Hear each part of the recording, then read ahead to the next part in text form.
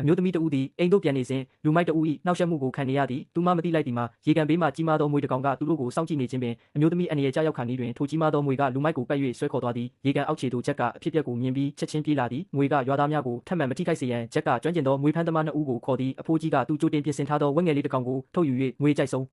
အစာဖြင့်တုပ်လိမ့်ပြီးဂူထဲသို့တွန်းပို့သည်မွေကြိုက်ဆုံးအစာဖြင့်တုပ်လိမ့်ပြီးဂူထဲသို့တွန်းပို့သည်မိုက်ကလေးလံသောတန်ကြိုးကိုကင်ထားရင်းဝက်ကလေးကိုဆွဲထုတ်ရန်အသင့်ပြင်ထားသည်အချိန်မရွေးဆွဲထုတ်ရန်အသင့်ပြင်ထားသည်ထင်သည့်အတိုင်းမွေကလှည့်စားမှုကိုခံပြီးကျိုးပေါ်မှခေါင်းလောင်းတံများမြည်လာသည်မိုက်ကသူ၏အားကုန်ဆွဲတော်လဲမွေကိုဆွဲထုတ်မည့်အစားသူကိုယ်တိုင်ဂူထဲသို့ဆွဲခေါ်ခံရတော့မလို့ဖြစ်သွားသည်ကံကောင်းထောက်မစွာဂျက်နှင့်အဖိုးကြီးတို့ကလင်းမြန်စွာတုံ့ပြန်ပြီးကြကိုကိုကင်ဆွဲကသူဆွဲခေါ်မခံရအောင်ကဲတင်လိုက်သည်မွေကိုထုတ်ယူရန်အဖိုးကြီးတွင်နောက်ကျန်တစ်ခုရှိသည်သူတို့ကကန့်ကိုမိရှုပြီးပန်ကဖြင့်မိကိုကိုဂူထဲသို့မှုတ်သွင်းသည်မကြာမီမွေကမိကိုကိုမခံနိုင်တော့ဘဲထွက်လာသည်ထို့သို့ကြီးမားသောတတဝါကိုရင်ဆိုင်ရသောအခါလူနှစ်ဦးစလုံးမှာကြောက်လန့်သွားပြီးနောက်ဆုတ်လာကြသည်သို့တော်မွေကသူတို့ကိုအလွယ်တကူလွတ်ပေးမည်ပုံမပေါ်ဂျက်ကိုဒဏ်ရာရစေပြီးနောက်မိုက်ဖက်သို့အကြည့်ပြောင်းသည်အန်နီယယ်ကိုသဘောပေါက်သောမိုက်ကပြေးရန်လှည့်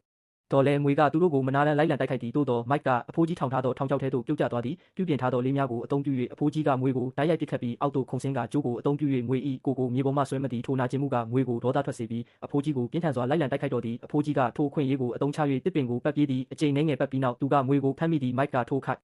အတန့်ကိုအသုံးချ၍တိုက်ခိုက်သည်သို့တော်မွေ၏အမိကသူ့ကိုလေထဲသို့စောင့်ချလိုက်သည်ထိုအချိန်တွင်အဖိုးကြီးကမွေကိုထိန်းချုပ်ထားရန်အလွန်ပင်ခက်ခဲနေသည်မွေကလွတ်မြောက်တော်မူဖြစ်သောကြောင့်အဖိုးကြီးကလှုပ်ဝက်လက်နက်ကိုထုတ်ယူ၍တပ်ဆင်တော်သည်မွေကလွတ်မြောက်တော်မူဖြစ်သောအခါအဖိုးကြီးကလက်နက်ကိုရင်း၏ခေါင်းသို့ပစ်ခတ်သည်အဝါရောင်မီးခိုးများထွက်လာပြီးမွေကအဆိပ်ကြောင့်တတိလစ်သွားသည်